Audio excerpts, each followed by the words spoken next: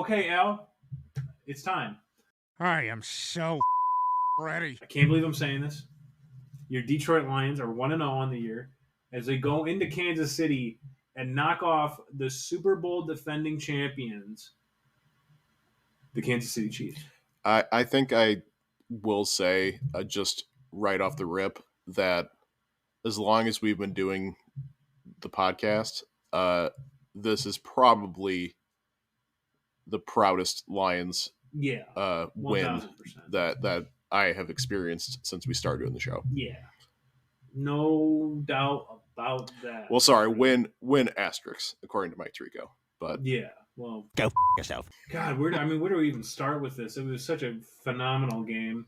I know where I want to start. Okay, yeah, you lead it out. I actually want to go back to your list of demands from last Yeah. week. How about that? I think your big demand was that the rookies all kind of show out. Gotta get them going. I don't think the stat lines all quite hit where you wanted them to hit, No. but Boy, did they. they played very well. Boy, did they. There was a lot of notable action from the four rookies that you mentioned in your list last week. We'll start out with the defensive one because it really all came in one series, and it came in the series that we needed it most. I don't think it was the first series coming out of the second half, but it was one of the first series coming out of the second half. And we saw back-to-back plays.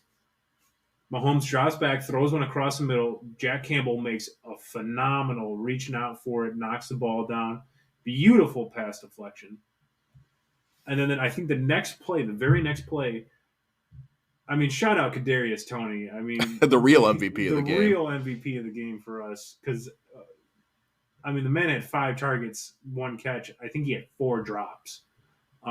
Abysmal night for him. And it was not a good one for him.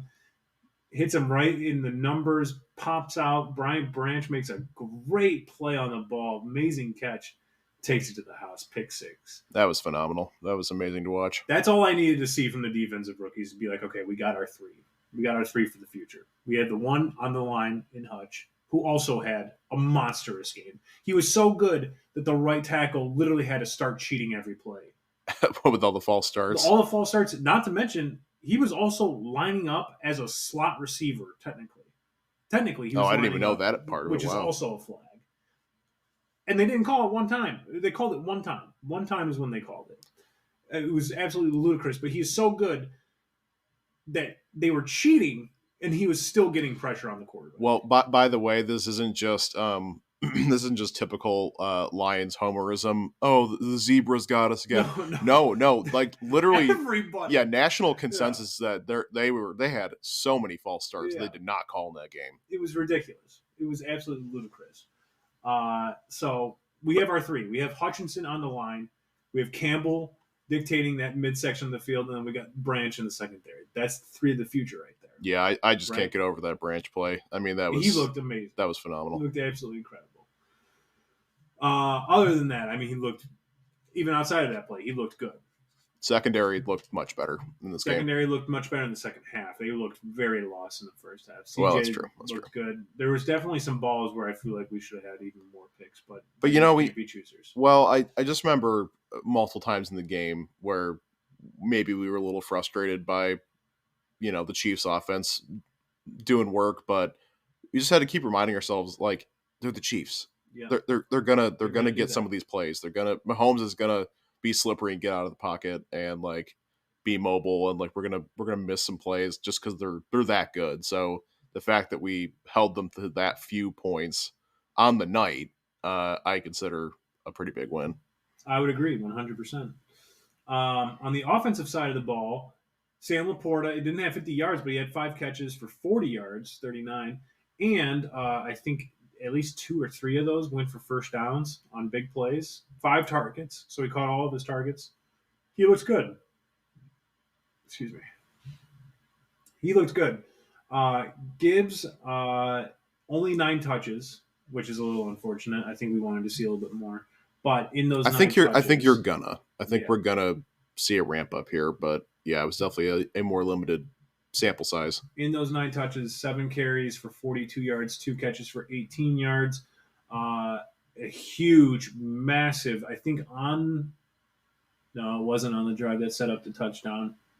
But on a huge drive for the Lions, he had like a play on 1st and 15, 1st and 20, or something like that. And he made a great play to the outside and picked up a first down. It was just electric to watch. You They were you both could really electric. you could really see that top end speed too. Oh I mean, yeah. he looked like he was flying out there. Oh yeah. Oh yeah. Offense wise, I mean, it could have looked a little bit cleaner. Could have looked a little bit more aggressive at times. Could have looked a little bit more establishing the run, I would say. I know you and I disagreed on when they should be establishing the run and not, but I think overall, not bad. Well, I think the big takeaways here are just like not a perfect game for either team. Yeah. Definitely shaking the rust off a little bit, but like, yeah, we got to give them the credit that they deserve. I mean, they went into one of the most hostile environments in the league to go play, especially coming off of a Super Bowl victory, a game that pretty much no one nationally was giving them a legitimate shot to go in and win. And I know it wasn't the prettiest all the time, but there was a lot of highlights to take away too. And like, I'm over the moon. I mean, I can't ask for a better start to the season than that. Ford Field this Sunday against the Seahawks is going to be rocking. It's going to be, I think it's going to be a different experience. You and I have been going to Lions games for years now. I mean, I can tell you that just based on the preseason game I went to. Now, if they lost this Chiefs game, and still everyone showed out for the Seahawks game, it'd still be crazy in there. Yeah, but 100%. But now it's going to be through the roof. Different. It was really interesting to see the offense in the first half. I think, first drive, 3-and-out, no good. Second drive, we get that fake punt that really, I feel like, kind of I did want to talk about that jolted too. them into motion a little bit, and then they go on a 14-play, 91-yard drive. Well, for a touchdown. we got a bookmark here though. When we were watching the game, I mean, the call to do that, to go for it at that point Psychotic. on the field, on fourth down, is a ludicrous coaching decision. Like, I know it worked, and the craziness of it is probably why it actually worked, because Dan Campbell is known to be hyper aggressive on those fourth downs. So like, it's one of those things where it's like, it's just that crazy, it might work. I think, but yeah. I hated the call at the time, but it gave them the juice they needed to go down and score. So I don't know, mixed feelings on it, I guess. I don't know. I think, I don't know. This is like an acceptance thing as a Lions fan at this point, right? Like, we just have to come to agreements with Dan Campbell that is going to be a thing in the future, whether we like it or not. It's just those spots. I mean, if that backfires and they don't get it, right, you're in a world of hurt. Yeah, like, it's not gonna. They're definitely gonna get a touchdown on that drive. They're down 7-0. Yeah, 100%. And right. but the opposite side of that is they go up 7-0. We saw what happened. It built momentum for us. It got us to score. Nice Amon-Ra play. Like, exactly. Like, I don't know. I think every situation that he does that is going to be a little bit different. I just think that's the craziest one we've ever seen. Yeah. So far in his hate tenure. That one purely because, like, we didn't have. I don't know. I didn't think we had a whole lot to lose. I don't think anybody was picking us to win that game. Yeah, no, I mean, they're swinging big in that game because you have to. You it was have like that to. Rams game where we were like 27.5-point underdogs. Yeah, 100%. And he was just going for it and doing a bunch of crazy and it was shit. A game for a little bit in that game, and some of that crazy shit is kind of what kept them in it for a little bit. Right. Obviously, they got destroyed at the end of the game, but anyways. But then after that, they had another drive where, like, things were moving, things were in motion, and then Jones fumbled. Marvin Jones, who looked god awful. He did not have a good game. He had looked real bad. But then he fumbled, so they get the ball right back though, and then it's a 3-and-out. It's out on downs. It's a punt. It's a punt. It's a punt. It's a touchdown. So I mean, after that, it was 2 more 3-and-outs, and then a 3-and-out. +1, so they had 6 plays on a drive. Also, Goff throughout the game, just sprinkled throughout the game, had a couple of passes batted down too, and that was a little frustrating to watch. So not great, but at the end of the day, they scored when they needed to, and that's all we can ask for, right? Well, one of the biggest things too, and going in favor of the Lions in this game, and I won't harp on the Tirico comment all that much about it, but they did not have Travis Kelce, Yeah, did not have Chris Jones, who had a very big dick energy move to go sit in the crowd at the game, which is just nuts. That is just crazy. Who, by the way, he has signed a 1-year extension today, so he's back with the Chiefs. Really? Yeah, I don't know if he's like on a out. He can't play list for a couple games here, but franchise tag or something. I think it's a 1-year extension. He signed. I thought I saw it on social before we started the show. But they were sorely missed, especially Kelce. I mean, that's Mahomes' security blanket for sure. Now that Hill's gone and Tony's dropping everything, Noah Gray had a couple nice catches, but the running game also isn't anything like stellar. Like it's good enough, So that those two guys, I think their presence would have changed some factors of this game, but they didn't have them, and we made the most of it for sure. 100%.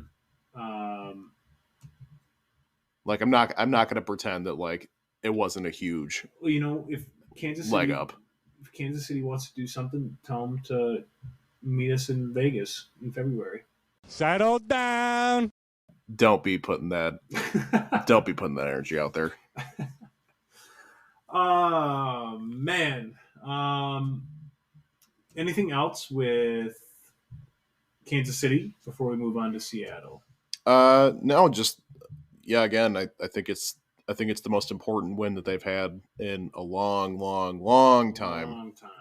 Yeah, super meaningful, and Lions Nation is loving life right now. It was great to watch all the games Sunday, not have to be having anxiety about them all day. So yeah, we're off to the races, 1-0. Love to hear it. Love to hear it. Seattle, week 2. This is obviously just one of the biggest letdown spots of all time, right? Well, if it's SOL, yes. I think but it's like if it's BNL, it's a go take care of business game, especially coming off of Seattle's week 1. Geno came back to earth. That adds to a huge letdown spot. But that's what I'm saying here. SOL, absolutely. BNL, this is a take care of business game, and that's the end of it. Letdowns aren't SOL sort of thing. They are absolutely an SOL thing. What are you talking about? I know what you're talking about, but like a letdown is a very common thing with a lot of teams. Like a letdown usually does happen after a huge win. They come in next week and they lay an egg. Like a couple years back when the Jets were dog shit, I can't remember who the Bengals beat. It might have been the Chiefs or something at home. And then they go to New York and they get mollywopped by the Jets, like 34-3. Right. Like something like that. That's very common for this to happen. All right, well, if we're looking at it from that perspective where it's no strings attached SOL stuff and it's just like a regular team. No strings attached to SOL. Then yeah, it's obviously a huge letdown spot because they just beat the best team in the league. Yeah. On the road. I think, sorry, I know we just got to Seattle, but one other thing I wanted to mention with Kansas City. I think SOL died on Thursday night. We got a whole season, buddy. I wouldn't go there yet, but it definitely. That's a game that SOL loses. Yeah, and we are sitting here complaining about why aren't they calling the penalties? That was a bullshit PI call and Cam Sutton, et cetera, et cetera. Which are SOL moments that will take them out of a game every time. Yeah, exactly. But they didn't. I think this is BNL from here on out. I definitely think that game was a right hook in the face to SOL. To SOL. I don't think it's ever going to be completely dead, but I think it's gone. That was a big step. But from like just a standpoint, you think about it, that was easily the biggest win this franchise has had in recent memory. The Seattle Seahawks, who had high expectations, were going into a home game on Sunday as favorites, get crushed, lose by 2 possessions. And that's a take care of business game for them. We're colliding into this thing where it's like everybody thinks that the Lions should go in and take care of business on Sunday. But the other thing happens. I'm just saying let's not be I'm not going to be too surprised if we end up losing this game. That is a very realistic possibility in my head. You know what? I'm actually going to ride the wave here. I don't think there's any way we lose this game. Famous last words. Well, if we're really turning the page here, turning the corner, based on what we saw last week, yeah, they should win this game, and it's at home, dude. Ford Field's going. We just talked about it. It's going to be a crazy atmosphere in there, and that's going to be a benefit for them for sure. Yeah. I think they got this in the bag. To add to this a little bit more, how about Seattle? No Jamal Adams at the moment. No Devin Witherspoon. Is he ever healthy, Jamal Adams? I don't know. Since he's been a Seahawk, I feel like he's always been out. But Abraham Lucas and Charles Cross, they're two starting offensive tackles. They're hurt too, right? Both exited Sunday's game. Lucas with a sore knee, so I got to imagine he's going to play. And then Cross was diagnosed with a sprained big toe. So I imagine they both still play, but they might not be 100%. So Hutch gonna eat. Hutch gonna eat. Believe that. Yeah! Yeah! Yeah! Yeah! So I mean, I think they got a real good chance. The only people that we still have out are Mosley, and Branch was a little shaken up with some cramps, but I don't think anything too bad. Obviously, JMO. Obviously, JMO. Should we get into the list of demands here? All right, time for the list of demands. I demand satisfaction. Patrick Mahomes, like our defensive line needs to do a better job of keeping the quarterback in the pocket. I know it was Patrick Mahomes, and Geno Smith is not Patrick Mahomes, but Geno Smith is a little shifty. Contain Geno Smith 10 yards max. 10 yards max. That's all you can give him. I want to see them give Gibbs the ball. It's time we unleash him. I know last week we might have wanted to stay off of that a little bit, but let's give him the ball. I don't know, dude. I got Swift flashbacks a little bit when I saw his action in this game. I know Swift was dealing with injuries all the time, but they had him on like a pitch count. I think it's going to be a similar situation. Double it. 18 touches. I have two options for the defense. Either double your turnovers, give me 2 turnovers next week, or you can give me 3 sacks after not sacking the quarterback once last week. I like both those quite a bit because I was also going to say I'd love to see 2 turnovers. Yeah. Finally, this is probably the most important one. We got to be better on third downs. I think we ended up 5 for 14. We're going to jump that up to 50% on third down. Got to convert to thirds. That's everything I had. Did you have anything you wanted to add, Alexander? No, I was gonna throw in a similar defensive request there. So I would like to see more Gibbs action. I'd also like to see at least another touchdown, possibly 2 from Montgomery.